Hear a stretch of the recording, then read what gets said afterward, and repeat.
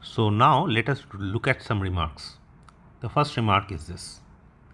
See, if f is such that f of xy equals to f of minus xy, okay, and f of x minus y is equals to f of xy.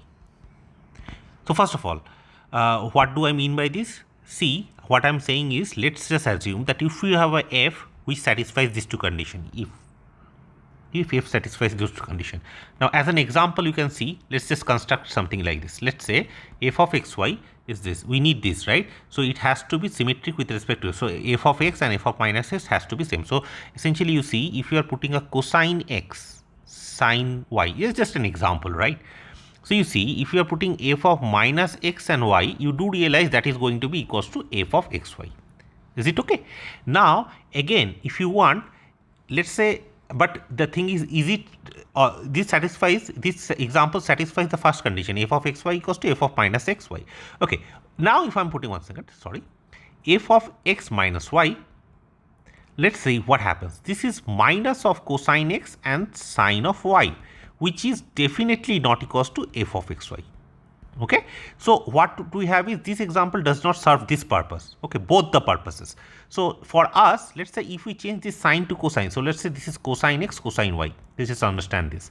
Then you see that f of minus xy is definitely going to be f of xy, yeah, and then again that will also give me f of minus x, x minus y, right, x minus y. This is true.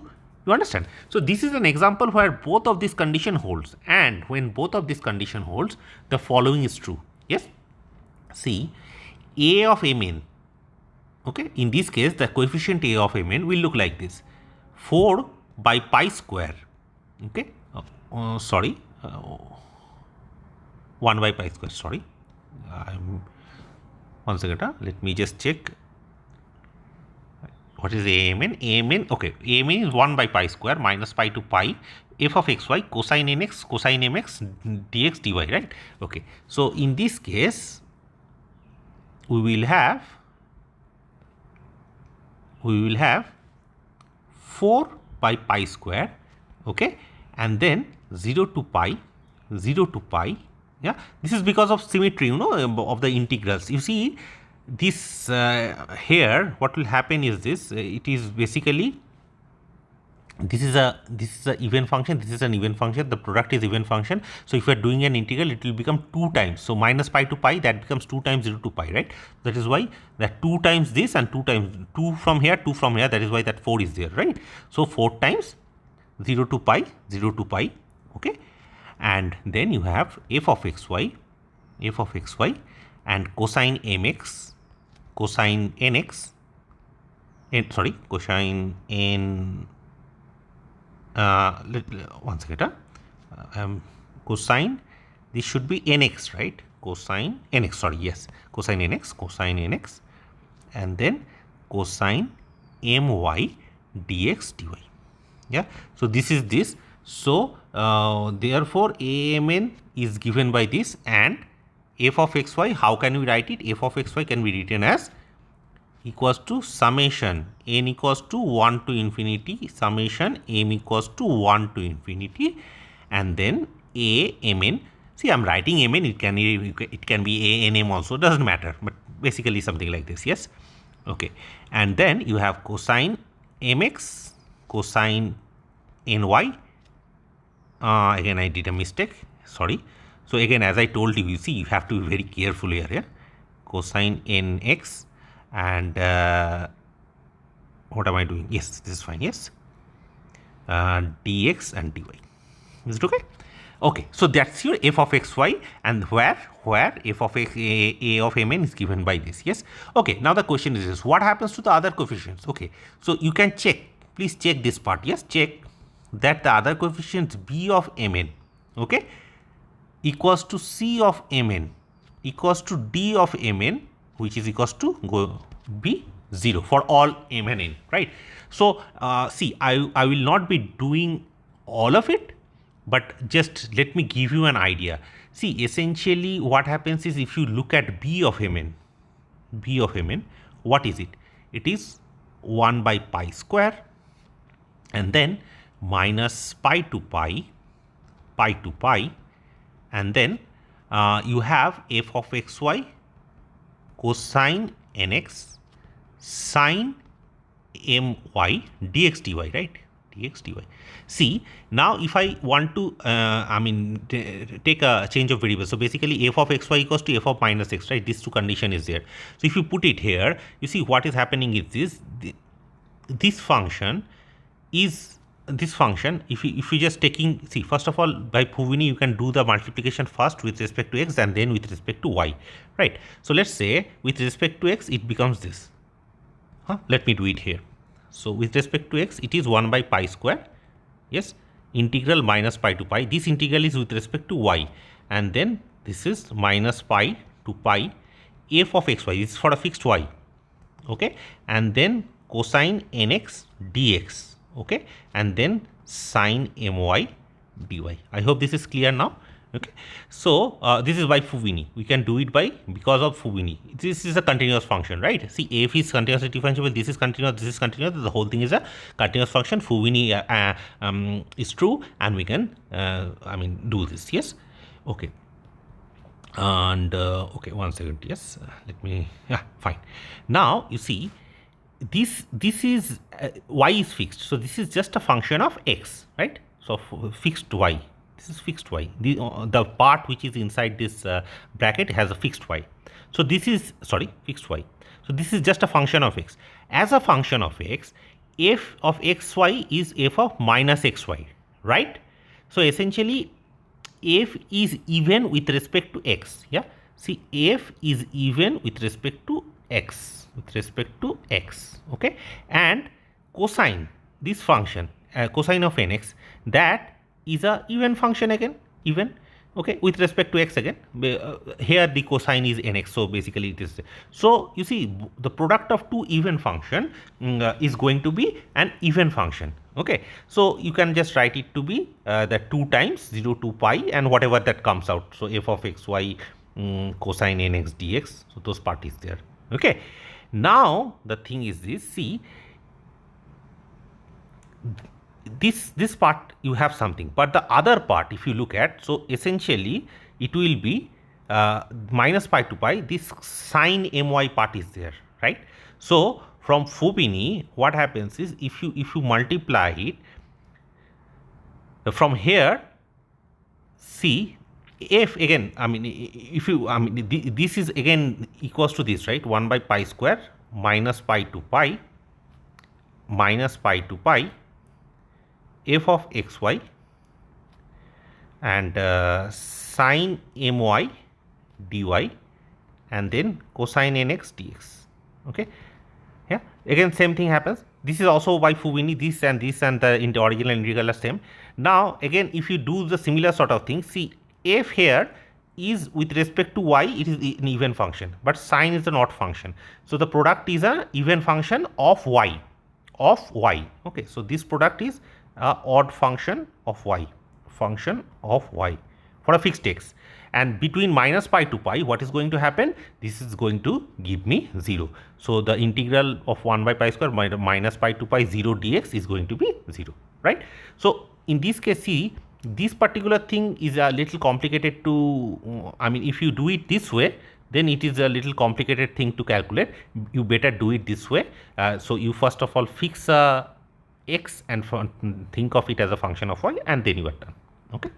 And similarly we can do it for the other parts also. I hope this is clear now. Yes, okay. So what happens is, b of mn is 0. You can similarly show c of mn and d of mn is also going to be 0, okay, right. So let's look at the remark, another remark. Let's say if f of minus xy equals to f of xy, okay, and so basically it is even with respect to x variable, okay, but odd with respect to y. So even with respect to x, so you have a even function in x which is, let's say, cosine, and you have a odd function with respect to y, so basically a sine kind of thing, okay. So if something like this happens, then again similar sort of analysis you can do, right? And you can show that the function you can actually reduce it. So f of xy can be written like this, can be written as 1 by pi square summation m equals to 1 to infinity, and then b of 0 m sine my plus summation m equals to 1 to infinity summation n equals to 1 to infinity bmn, right? So this is bmn, and then you have cosine m, no, not cosine, cosine is n, in this case nx sine of my.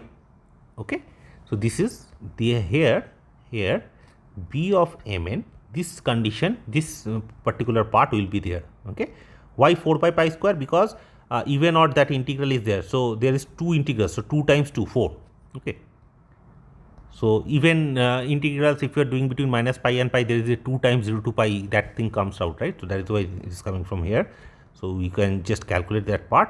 It is integral f of xy and then cosine nx sine of my dx dy. Okay, right. So now the thing is, there are other two cases. Let's say the other case, let's say if you have f of minus xy equals to f of minus f of xy and f of x minus y is f of xy. Okay, then what happens? So all I can say is, in this case a mn, b mn and d mn are 0. Yes, so this is a I mean, you have to check this part, that what is the Fourier series in this case, what is the Fourier series. Okay, Fourier series. Again, one second, I forgot to write here. So in this case you can check that a mn, c mn and d mn are going to be 0 for all mn. Okay, so in this case this, and the last case, if f of minus xy equals to f of minus xy and f of x minus y equals to f of xy minus f of xy, then you can show a mn equals to b mn equals to c mn equals to 0. Okay, so only thing which is remaining is d mn, and you have to do that, you check what is the Fourier series now. Check the Fourier series. Check the Fourier series. I hope this is clear. Exactly the same sort of thing which we did in the first case. Similar sort of analysis you have to do, and you have to figure it out. Okay, right. So before we close this video, what I am going to do is, maybe I will show you one example of how to work out. Okay, so a worked out example, f of xy equals to xy, let's say f of xy equals to xy. Okay, so we want to find out the double integral, the double Fourier series of this in the interval in minus pi pi times pi pi. Okay, and of course this is in this interval, and so we can just make it a 2 pi periodic function by extending it periodically. Okay, so that is there. Now you see, you have to check, since f of minus xy, if you are doing minus xy, this becomes minus x times y, right? And that is nothing but minus f of xy. Okay, and again, if you think about it, f of x minus y is nothing but minus x times y, which is minus f of xy. Okay, so in this case what happens to is, you see, this is the case of only the dmn remaining. So this last case, this is the last case, if you see, yeah, this is the last case, see. So in this case only dmn remaining. And what is dmn in our case? As I told you, you have to check it, but it is written like this: 4 by pi square 0 to pi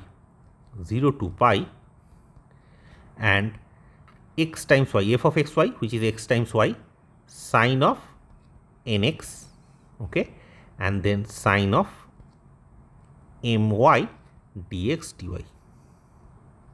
Okay, this if you check, you see, you use Fubini. Yeah, again, this is very very important that you know how to work out Fubini's theorem.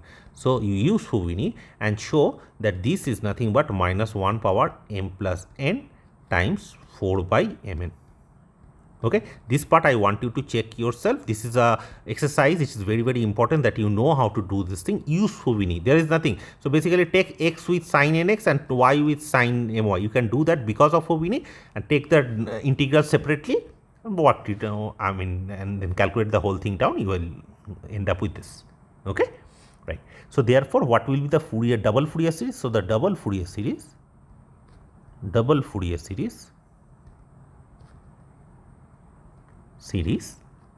for f in minus pi and y between minus pi is f of xy, which is in our case xy, equals to 4 times summation n equals to 1 to infinity, summation m equals to 1 to infinity, okay, minus 1 times m plus n, and then sin mx sin ny by m. One second, this I did a mistake here. This is sin nx and sin my, okay, times mn. Clear? So this is what we are getting. Dmn is this. I am just putting it in the expression of f. You see, one second. So ABC everything is gone. You see, ABC everything is gone. I am only left out with this. So sin nx sin my, okay, and f of xy. So this is what we need to do. So you see, this is the term which you have. See, sin nx sin my by mn. Okay, so that's your f of xy, the double Fourier series. Clear? So although I will put it in an assignment, but for just an exercise, okay, just for an exercise sake, what I want you to do is try and find out the double Fourier series of xy equals to minus xy in minus pi. Do it and then see what happens. Minus pi times minus pi.